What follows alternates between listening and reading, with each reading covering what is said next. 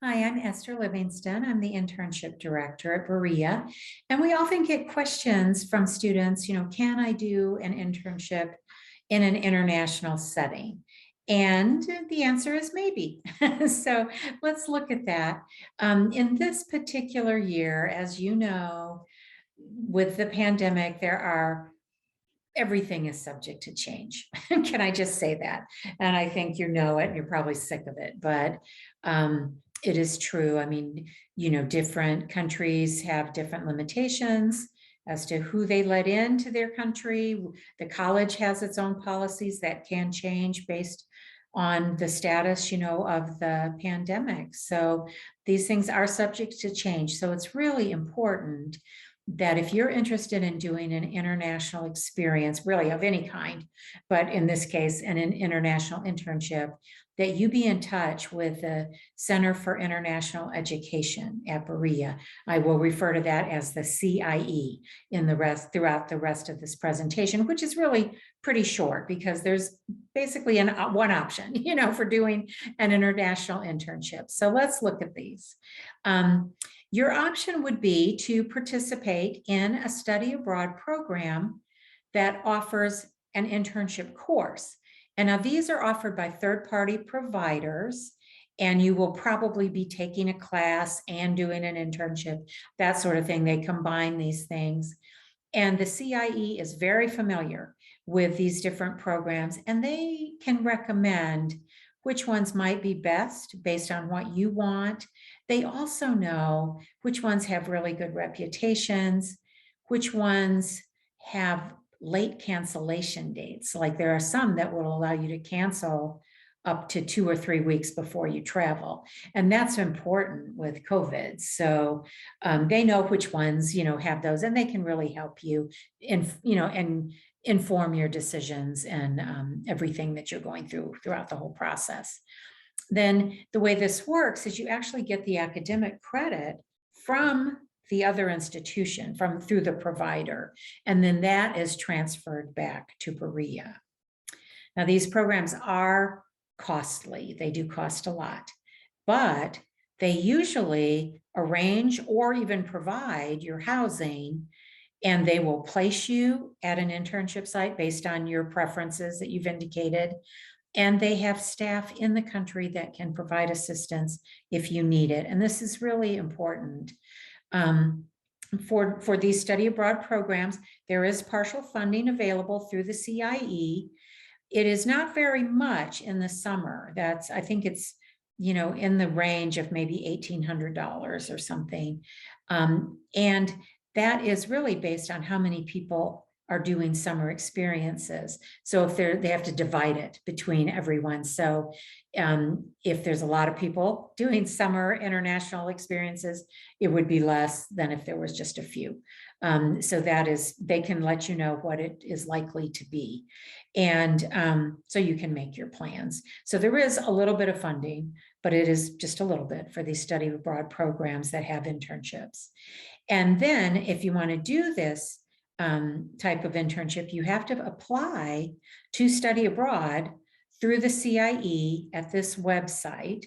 It's berea.abroadoffice.net. Okay, and I put this link in the here, and you'll be able to come back to this if you need to. The deadline for that is February 15th every year. That's consistent. Now, there are occasionally exceptions to that. There may be an international internship at a pre-approved site. And here's the two that come to mind. There's not very many. These are basically the two. Keep, which is in Japan. We have a true partnership with them. And then Starfish in the Gambia, which is run by a Berea alum. And then there could be others, but basically up here in this top section, it says these two examples below that are considered, pre-approved, or more rarely, there might be approval for another site that's known to the college or recommended by a faculty or staff member who has personal knowledge of its structure and integrity. So this doesn't mean they've just gotten on their website and think it looks good. This means someone who may have done research with that organization or university, something like that, or they have to know that this is a good site and recommend it for you. Now, any type of internship like this has to offer a really excellent learning opportunity. They've got to have good supervision, and they have to provide for your safety. That's important to us. And to you, I'm sure. So anyway, requirements for these internships would be the same as they would be for a domestic internship. They need to be 30 to 40 hours a week, 8 to 10 weeks. Those are the two organizations I mentioned. And if you think you might want to do something at a site that fits this description, then you would meet with the internship office staff, probably me, to discuss the details. What are your plans? This is what I want to do. And then we would either, you would receive pre-approval, and then you would apply to the CIE by the February 15th deadline. Now, I need to make it clear, this is rare. Don't think, oh, I can go get an exception. That's not the case. But we do consider them. We do consider them. And there are always a few possible exceptions. So do ask, but don't expect. Let's put it that way. And that might be the best way. So then when we talk about funding, let's just reiterate that. I've kind of covered it a little bit, but partial funding from the CIE for study abroad programs that offer internships. You apply to outside scholarships like the Gilman to partially fund your experience if you're Pell eligible. And you need to confirm that Gilman application deadline with the CIE. I think it's usually around March 1st, but you need to confirm that. It could change from year to year. And then you ask about using any available departmental funding. For instance, if you're a Bonner Scholar, or if you're in the EPG program, or sometimes the Campus Christian Center will provide funding for starfish in the Gambia. But then you probably need to plan on using federal loans to supplement, to combine all of these sources to come up with enough money. Now, one thing though, if your internship program, the study abroad internship program that you're doing, is arts and humanities related, you can apply for a Sloan Shelton grant and get full funding for that. Now, the deadline for the Sloan Shelton grants, they vary from year to year. And so you can just Google that, Berea College, Sloan Shelton, and it'll come up, the page with all the details, the applications and the deadlines. So that's how you fund international internships. It is not the same as domestic internships at all. Okay, not at all. So here's the overview, just to clarify. It's like, now what did she say? The first option was study abroad internship programs. And the second option is things that aren't study abroad internship programs.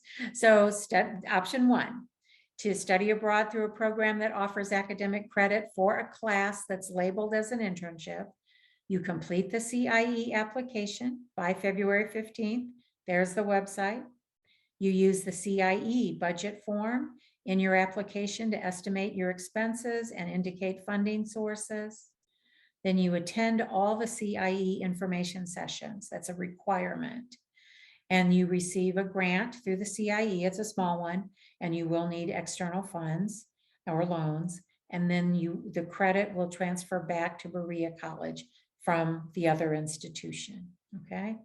If it is an exception, if it is not a study abroad internship program, but it is an internship offered by a pre-approved organization like KEEP, or known or recommended by a Berea faculty or staff, you meet with the Berea Office of Internships for pre-approval first.